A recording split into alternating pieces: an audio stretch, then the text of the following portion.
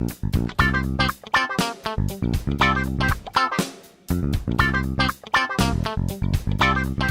cadres sont un enjeu stratégique de cette prochaine réforme des retraites, pour deux raisons.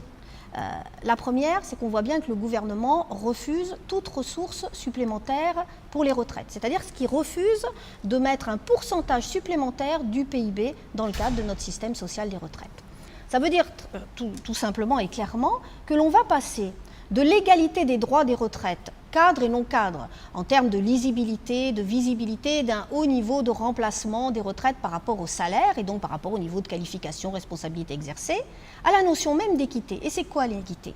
L'équité, puisqu'on refuse d'augmenter les ressources par rapport aux besoins, eh bien ça va être le partage de la pénurie dans le monde du travail et entre les catégories. Ça veut dire clairement que les cadres vont être encore plus pénalisés que les autres catégories. Et pourquoi? Eh bien pour les pousser peu à peu à la capitalisation. Voilà. Et cette capitalisation, c'est quoi? Eh bien, c'est une fragilisation extrêmement importante de tout notre système de retraite. Voilà pourquoi la question de répondre aux aspirations des cadres et de leur donner la possibilité de participer et d'être partie prenante de ce régime solidaire qui existe aujourd'hui, c'est une question évidemment de justice pour les cadres eux-mêmes, mais c'est une question pour l'ensemble du monde du travail. Le deuxième point, peut-être, c'est la question de l'allongement des annuités. Voilà. On sait que les cadres et donc les jeunes diplômés aujourd'hui, notamment aujourd'hui, bien évidemment, entrent beaucoup plus tardivement dans le monde du travail et qu'en plus ils connaissent les mêmes préoccupations que l'ensemble de la jeunesse aujourd'hui et les mêmes préoccupations de l'emploi, donc avec un chômage, etc. Allonger effectivement la durée du travail, c'est pénaliser doublement les ingénieurs cadres et techniciens et c'est surtout une réforme de la génération double peine pour l'ensemble de la jeunesse et notamment les jeunes diplômés.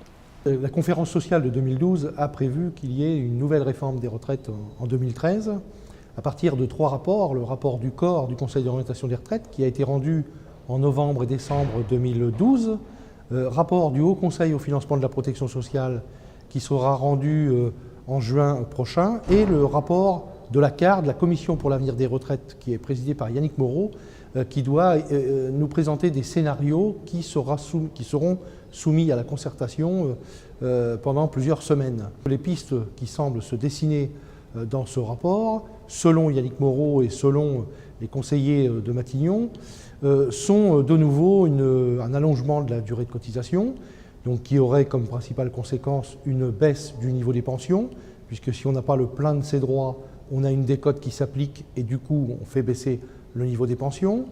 On nous propose également une désindexation à l'image de ce qui s'est fait sur les retraites complémentaires et de ce qui a été signé par certaines organisations syndicales de salariés. Donc ce sont des mesures qui finalement vont baisser les prestations, parce que nous ne voulons pas, enfin le gouvernement ne veut toujours pas mettre en place une vraie réforme du financement qui permettrait d'apporter les ressources pour répondre à la problématique démographique qui est qu'effectivement on aura plus de retraités qui vivront plus longtemps dans les prochaines périodes. La CGT considère que la problématique qui est posée, c'est d'abord et avant tout la question de l'emploi, puisque si nous revenions au plein emploi, c'est-à-dire à 4,5% de chômage, nous n'aurions pas de difficulté, en tout cas ça financerait 50% des besoins de financement de notre protection sociale et notamment de nos régimes de retraite.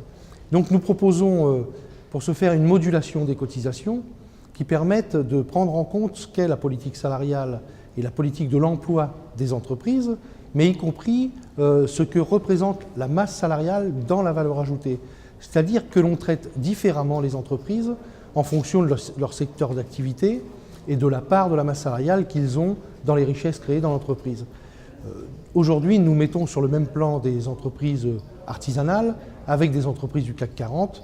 Nous voyons bien que ce ne sont absolument pas les mêmes entreprises et qu'il faut des règles différentes.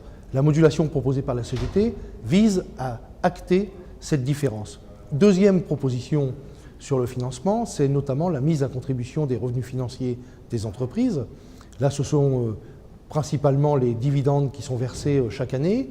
On est sur une assiette de l'ordre de 250 milliards. Les soumettre à cotisation au même niveau que les salariés permettrait de dégager 20 milliards d'euros pour nos régimes de retraite. Et enfin, élargissement de l'assiette de cotisation. Nous savons que de plus en plus de revenus aujourd'hui ne sont pas soumis à cotisation. C'est le cas notamment de la participation, de l'intéressement, des stocks options, des bonus. Il nous faut absolument les mettre à contribution au même niveau que les revenus du travail, ce que les salariés payent, et donc par conséquent, ça nous permettrait de faire rentrer environ 10 milliards d'euros dans les caisses. Vous voyez donc finalement le déficit annoncé pour 2020, qui est de l'ordre de 20 à 21 milliards, peut rapidement être comblé à condition de prendre les mesures qui s'imposent et de répartir les richesses autrement.